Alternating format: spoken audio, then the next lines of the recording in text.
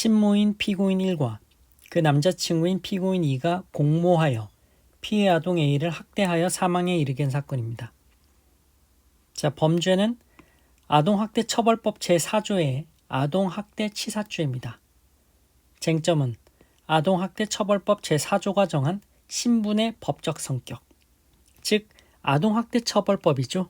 친모는 신분이 있겠죠. 보호자니까.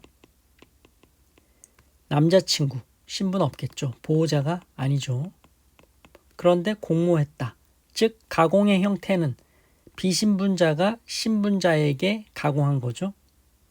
그러면 이 비신분자에게 어떤 죄가 성립하느냐?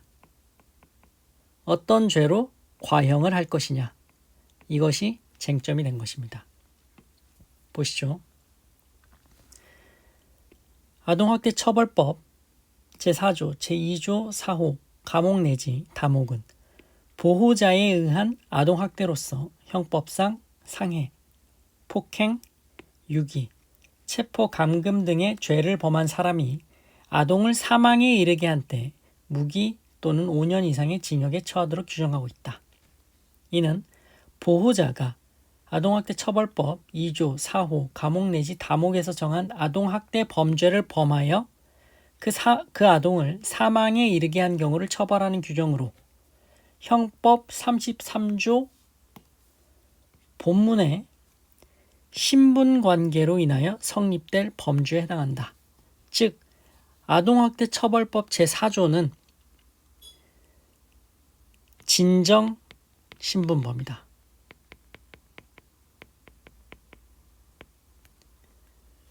진정신분범에 대해서는 판례는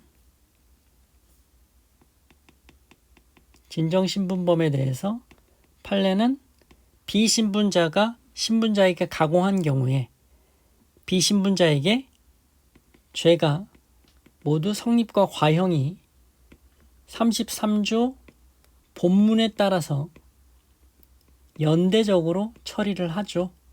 즉 판례의 결론은 뭡니까?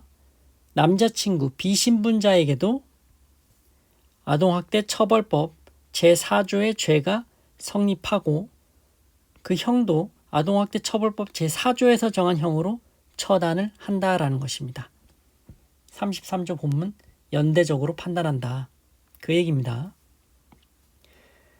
따라서 피고인들에 대하여 아동학대처벌법 4조, 2조 4호 감옥, 형법 257조 1항, 30조로 공소가 제기된 이 사건에서 피고인 2 남자친구에 대해 형법 33조 본문에 따라 아동학대처벌법 위반, 아동학대치사죄의 공동정범이 성립하고 아동학대처벌법 4조에서 정한 형에 따라 과형이 이루어져야 한다.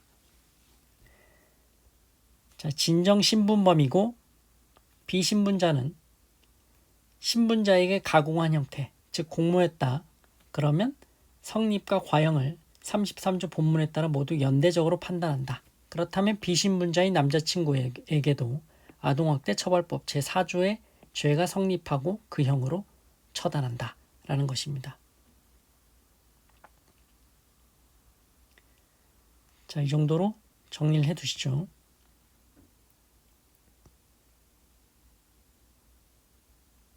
자, 마치겠습니다. 고생하셨습니다.